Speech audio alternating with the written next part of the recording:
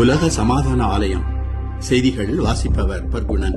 ஞானபீடத்தில் 1/4/2026 பங்குனி உத்தர பௌர்ணமியை முன்னிட்டு இரவு சிறப்பு தவம் இயற்றப்பட்டது. அதில் பங்குனி உத்தரம் நாள் என்பது இறைவனுக்குரிய திருக்கல்யாண நாளாக கொண்டாடப்படுகிறது என்று கூறிய குருமானவர்கள், திருக்கல்யாணம் என்பது 2 சக்திகள் இணைகின்ற நிலை என்று குறிப்பிட்டார்கள். சிவமும் பார்வதியும், சிவம் ஒரு சக்தி, பார்வதி ஒரு சக்தி, 2 சக்தியும் இணைந்திருந்தது. இது 2 அல்ல, அந்த 2 சக்தியும் இணைந்திருந்தது.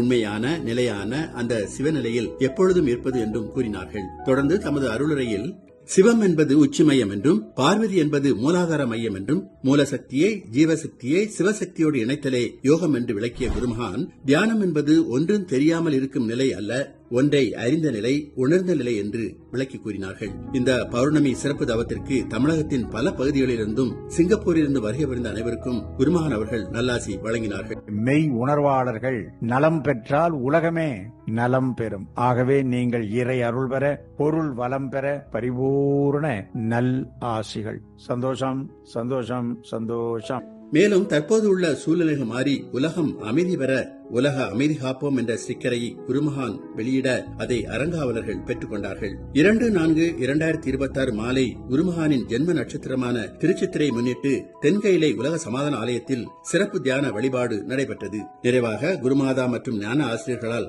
குருமகான் அவர்களுக்கு ஆரத்தி எடுக்கப்பட்டு அனைவருக்கும் பிரசாதம் வழங்கப்பட்டது. ஈரோடு தி டிவைன் நர்சரி மற்றும் பிரைமரி பள்ளியின் 2025-26 கல்வியாண்டின் கடைசி வேலை நாளான 2/4/2026 அன்று அனைத்து குழந்தைகளுக்கும் கோடை விடுமுறை நாட்களை பயனுள்ளதாக உருவாக்கிக் கொள்ள வழிமுறைகள் விளக்கப்பட்டது.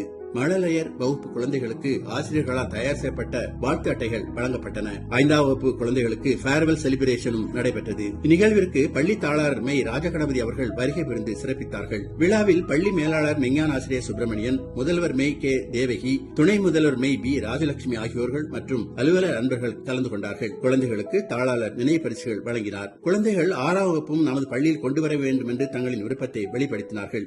நன்றி நவிலுடன் விழா இனிதே நிறைவு பெற்றது. செய்திகள் நிறைவடைந்தன. சந்தோஷம்.